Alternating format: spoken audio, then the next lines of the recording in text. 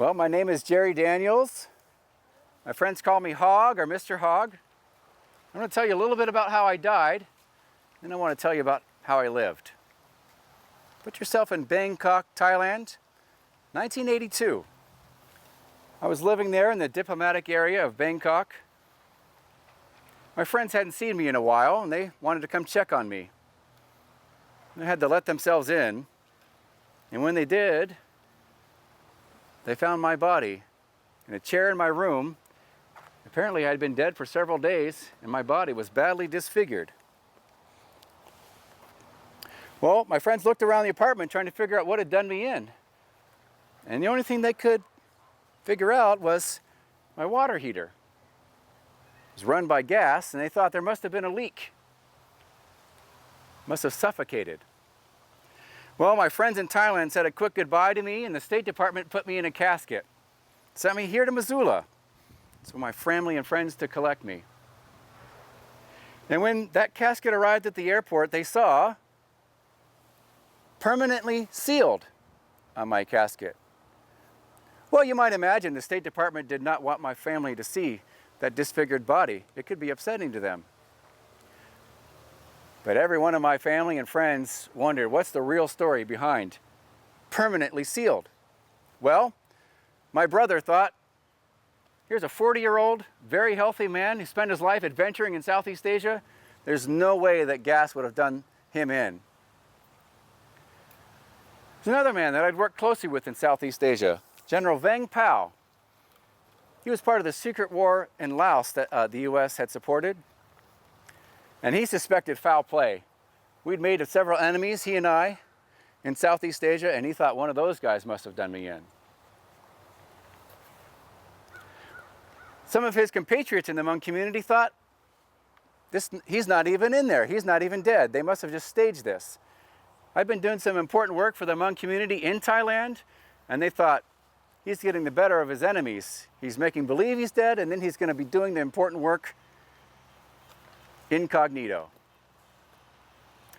Well, in the land of the living, so to speak, that's still a mystery. But my life, my career, it's not a mystery. It's straightforward. I was a cold warrior, and I'm very proud of that fact. For 20 years, from the 60s and the 70s, I spent my efforts in Southeast Asia fighting the communists and supporting the Hmong in the Hmong community in Laos to fight against the communists. Cold War gets when people think of the Cold War today, they think about the bad things, and they should. It cost a lot of lives, a lot of mistakes happened. But there really was a threat, and that threat was just beginning to bubble when I was a teenager here in Missoula in the 1950s. Can I remind you what was going on? 1949, the communists in China had taken over the country. And just after that, they supported the communists in Korea. And they didn't get the entirety of that peninsula, but the US and the Koreans that war did not go the way we thought. That was a threat. And of course, just after World War II, the Russians had developed the nuclear bomb of their own. That was no joke. So there really was threats that the United States had to handle. And again, they didn't make all the right choices, but there had to be something done. And I'm very proud of the decisions they made, and I'm proud to be called a cold warrior. I want to tell you about that, but to start, I have to say that in order to get into the Cold War, first, I was a hot warrior.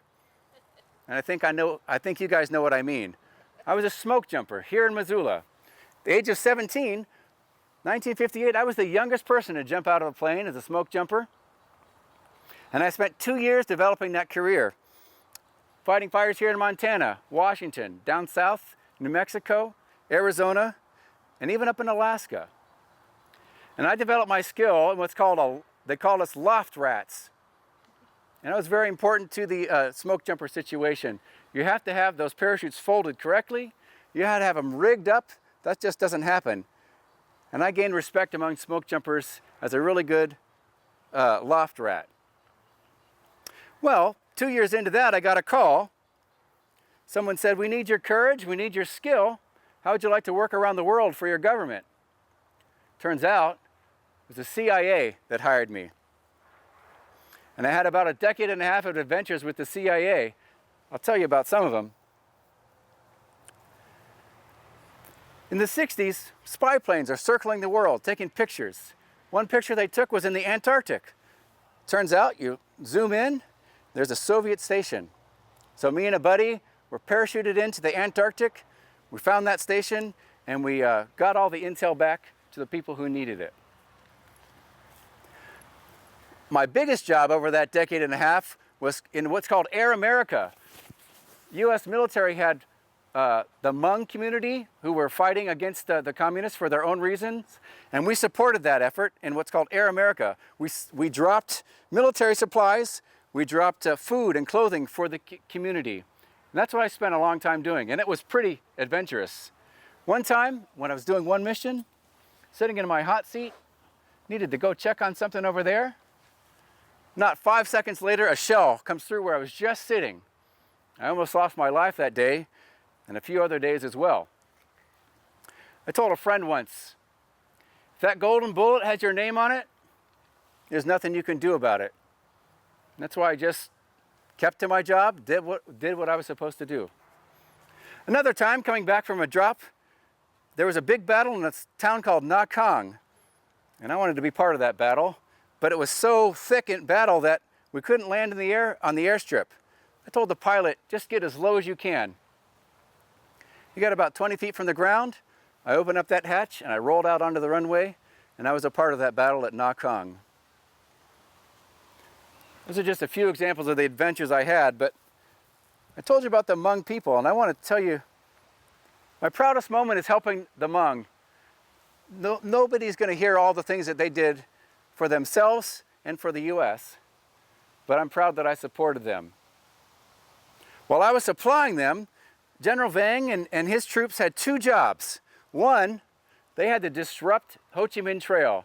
The Viet Cong put their supplies from the north and brought them to the south, and the U.S. supported so many different military units so that those supplies didn't get there. But more importantly, General Vang was in charge of protecting a radar station in Laos to keep the U.S. operations going. They did a lot of things you're never going to hear about. But just as that war went south, you know, in 1975, Americans had to be evacuated from Vietnam, and it was all of them airlifted out by helicopter. Something similar happened to the General Vang and the Hmong people. The writing was on the wall. The communists were going to infiltrate, and they had to get out. So General Vang and I organized an evacuation by plane, about 2,500, these military folks and their families. Ended up in Thailand. And you can imagine, if the military folks are in danger, everybody else was too. Hundreds of people had to make their own journeys across the Mekong River into Thailand. And it became clear pretty quickly this was going to be a refugee situation. We had to find a place for these Hmong community to relocate. And I switched from adventurer, jumping out of planes, to diplomat, helping these folks file for asylum. Some of them wanted to go around the country. They really hadn't helped the United States, so I had to weed out those kinds of folks. But the biggest task over those few years was to convince General Vang and the other military folks that it was over. They wanted to wait it out. We'll wait a few months. We'll wait a year or two. We'll gather our troops. We'll gain some more. We'll gain the material we need, and we'll fight, and we'll push the communists out of our country, Laos. Well, eventually, through many conversations, they saw that that wasn't possible. And over that time, I gained their respect, and I respected them for that. What happened to the Hmong people? Through my efforts, not just me, but the State Department, we resettled the Hmong folks around the world so they could start new lives. Many of them ended up in Missoula. Some of them ended up in other places across the United States.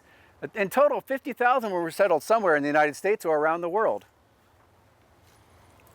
And I'm very proud that I was able to help them move on to their next life. They did a lot for me personally, and they helped in ways that we'll never know. in that conflict in Southeast Asia. When I ended up here in the United States, when my body was here, they gave me the rights, the funeral rights that they would have given a Hmong person. All the rituals, all the songs to usher the Hmong people into the next world they gave to me. And I'm very proud of that. What I'd like to say, the world that the Hmong people inhabited, the refugee world, is still happening today. A lot of people around the world have helped the U.S., militarily or otherwise, and they need our help starting new lives. There's other people not necessarily in the orbit of the United States whose countries are in peril, and those families, communities had to run. And I hope after hearing your story, you know that those folks need your sympathy, and they need your kindness. So when you see them in Missoula, or if you encounter them around the world, remember my story and give them the kindness that they need. I thank you for listening to how I died and how I lived.